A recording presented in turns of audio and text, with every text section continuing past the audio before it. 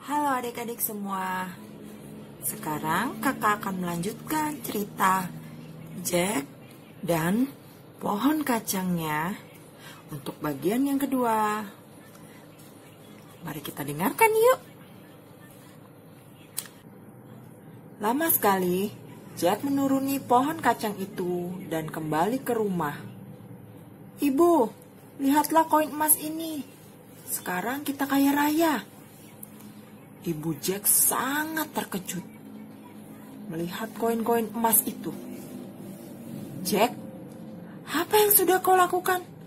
Dari mana kau mendapatkan uang sebanyak ini? Jack menceritakan kejadian di atas awan itu. Ibu, kacang polong ajaib. Benar-benar ajaib, Bu. Untuk sementara waktu, Jack dan ibunya bertahan hidup dari koin-koin emas itu. Tapi Jack masih penasaran dengan rumah di atas awan itu. Jack kembali memanjat pohon kacang itu dan mendatangi rumah raksasa itu lagi. Hai, selamat pagi Nyonya. Ya ampun, kau anak yang dulu pernah datang kemari. Kami kehilangan salah satu tas berisi emas saat kau kemari dulu. Apakah kau mengetahuinya? Jack mengelabuinya dan menjawab, oh, begitu ya? Memang aku ingin menyampaikan sesuatu kepada Anda, tapi sejak pagi aku belum makan dan sekarang aku lapar sekali. Aku harus makan dulu sebelum mengatakannya. Karena penasaran, wanita itu menyuruhnya masuk. Tapi kemudian terdengar suara kaki dari balik pintu. Buk, buk, buk.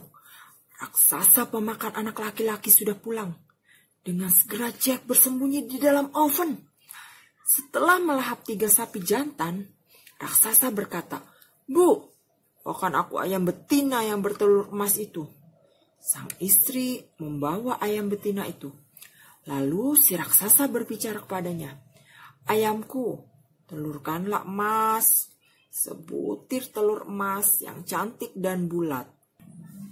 Dengan segera, ayam betina itu menelurkan sebutir telur emas. Raksasa itu gembira, kemudian ia tertidur sambil mendengkur. Seekor ayam betina bertelur emas. Hebat! Jack berjalan mengendap-endap dan menangkap ayam betina itu. Tapi sebelum dia sempat keluar dari rumah itu, ayam betina itu berkotek. Petak, petak. Raksasa itu terbangun dan berteriak, Bu, di mana ayam betinaku? Oh, aku tidak boleh sampai tertangkap. Dengan panik, Jack menuruni pohon kacang.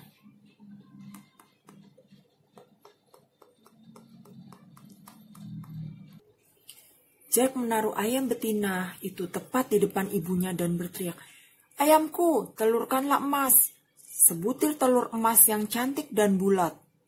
Dan ayam betina itu menelurkan sebutir emas, telur emas yang berkilauan. Ibu Jack sangat senang melihatnya. Berkat berjualan telur emas, Jack dan ibunya menjadi kaya raya.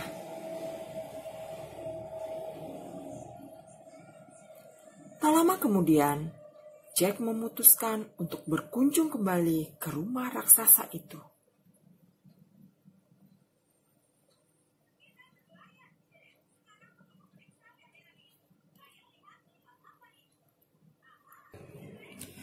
Di suatu pagi yang cerah, Jack memanjat pohon kacang itu lagi.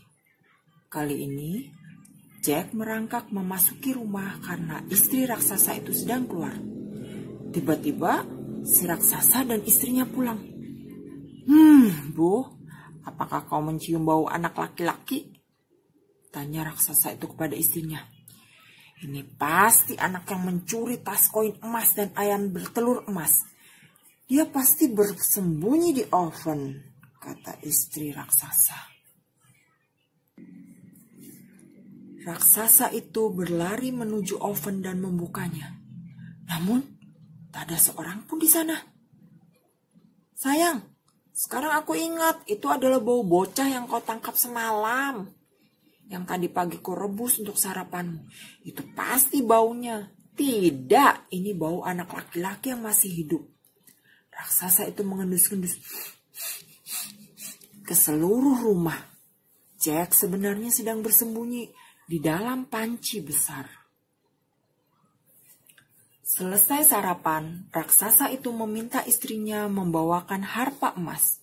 Setelah istrinya memberikan harpa itu, dia berkata, "Harpaku, mainkan musik yang indah." Ajaib, harpa itu memainkan musik yang sangat indah. Raksasa itu terpukau oleh bunyi musik itu dan tertidurlah dia. Saat itulah Jack merangkak keluar dari panci untuk mengambil harpa emas itu.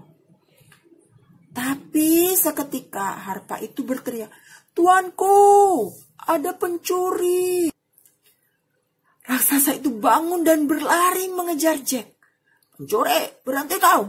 Kau juga mencuri tas berisi emas dan ayam betina bertelur emas kan? Kau tidak akan lolos dariku." Raksasa itu sudah sangat dekat dengan Jack. Hanya dipisahkan 20 langkah. Aduh, aku pasti tertangkap, pikir Jack. Jack menuruni pohon kacang dan cepat melarikan diri. Raksasa itu ragu mengejarnya karena menurutnya pohon kacang itu terlalu ringkih.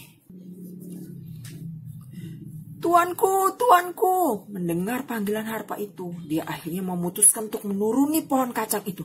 Ya ampun! Pohon kacang bergetar dengan hebat karena menahan berat raksasa itu.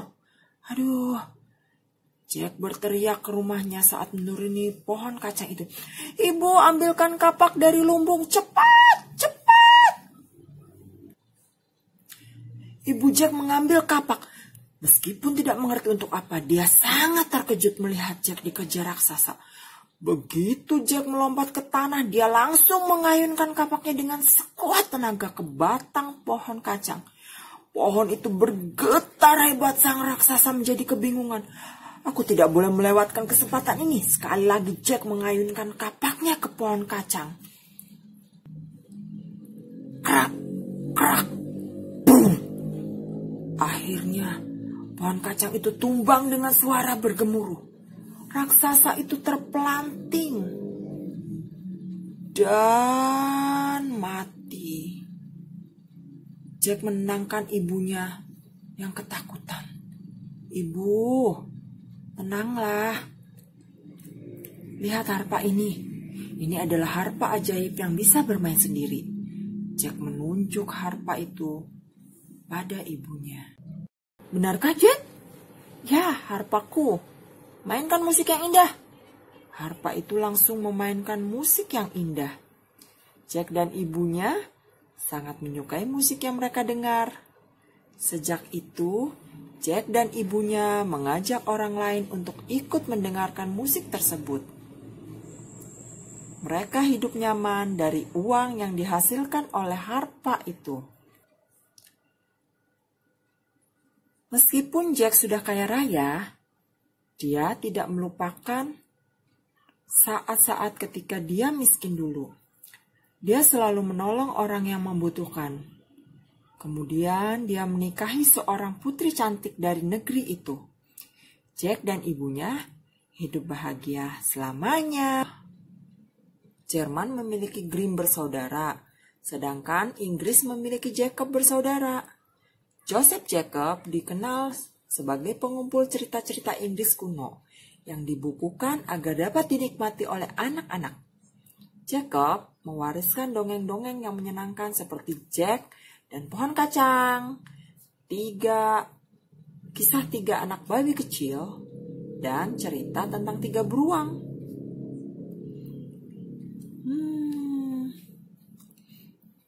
Menyenangkan bukan ceritanya? Oke. Jangan lupa, kalau kalian suka dengan cerita ini, kalian boleh like dengan senang hati. Dan untuk mendengarkan cerita-cerita yang lainnya, kalian boleh subscribe channel kakak. Sampai jumpa dulu ya adik-adik pada cerita-cerita yang lain. Dah. Terima kasih sudah mendengarkan.